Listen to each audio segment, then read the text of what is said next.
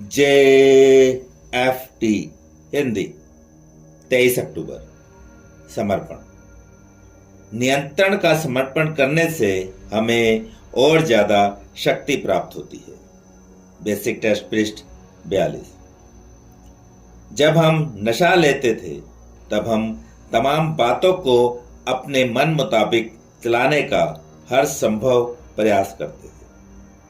जब हमने हर किस्म की योजना जिसकी कल्पना की जा सकती थी अपने संसार को अपने वश में करने के लिए लागू की, और जब हमने वह सब पा लिया जिसे हम पाना चाहते थे तब हम अपने को ताकतवर तथा अपराज्य समझने लगे, और जब वह कुछ नहीं पा सके तो अपने को दुर्बल, भेद्य तथा पराजित मान बैठे।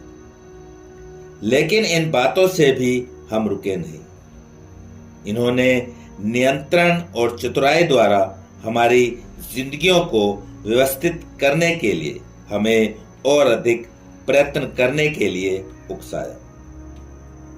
योजना बनाना अपनी शक्तिहीनता को नकारने का एक तरीका था।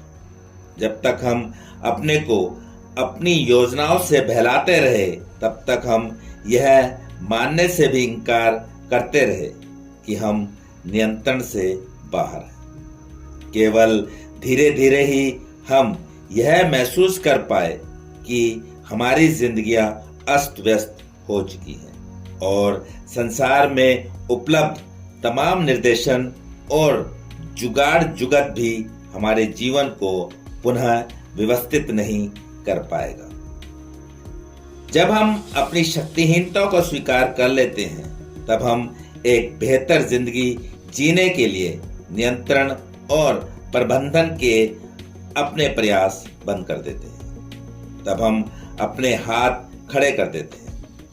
अपने पास पर्याप्त शक्ति न होने के कारण हम अपने से बड़ी शक्ति की शरण में चले जाते हैं।